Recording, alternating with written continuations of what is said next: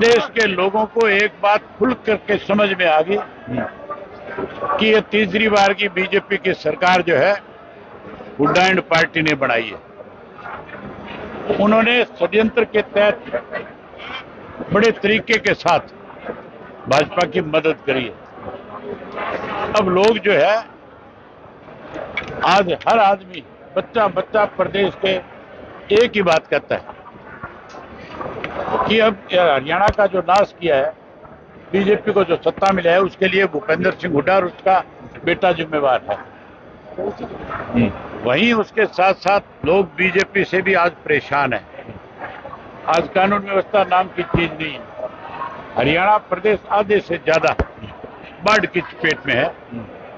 सरकार का कोई व्यक्ति किसी गांव में किसी नदी पे अब तक नहीं गया, केवल फोटो खिंचाने जाते हैं और फिर वापस आ जाते हैं। मेरी अपनी कॉन्स्टिट्यूंसी में अनेक गांवों में पानी है। मैंने अधिकारियों को बारी बारी फोन करके कहा कि जाओ मदद करो, लेकिन पता नहीं क्या हो गया। आज गांव के लोग अपने साधनों के साथ कहीं ना कहीं पानी की रोकथाम में लगे हुए हैं। वहीं उसके साथ साथ चौधरी देवीलाल जी के प्रति लोगों की जो एक श्रद्धा है, मैं ये मान के चलता हूं कि अब की बार का जो उनका सम्मान दिवस है, उसमें बहुत बड़ी संख्या में लोग आएंगे। लाखों लोग आकर के जहां श्रद्धा सुमन अर्पित करेंगे, वहीं ये संदेश दे देंगे कि अगली सरकार इंडियन नेशनल लोकदल पार्टी की। चौटाला साहब, आपने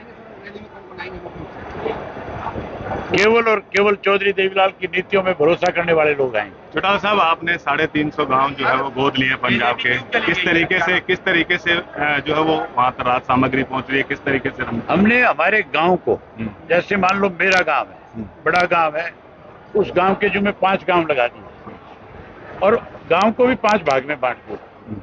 उनको कहा कि भाई आप इस गांव को एडॉप्ट करो, उस गांव में जाओ।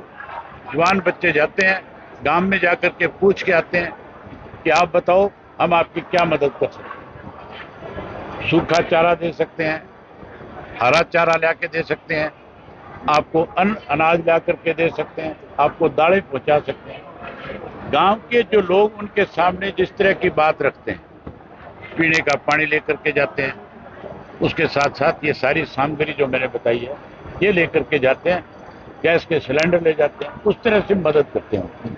हमने कोई दिखावा नहीं किया किसी भी चीज का।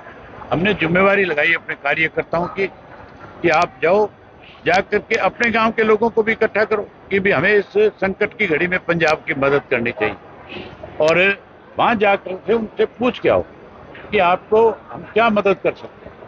हम मान लो कूड़ा भेज दें, आगे उनके पास फालतू पड़ा है तो बेकार जाएगा। इस तरीके से हम अपने सामाजिक तरीके से हम इसमें अपना काम करें।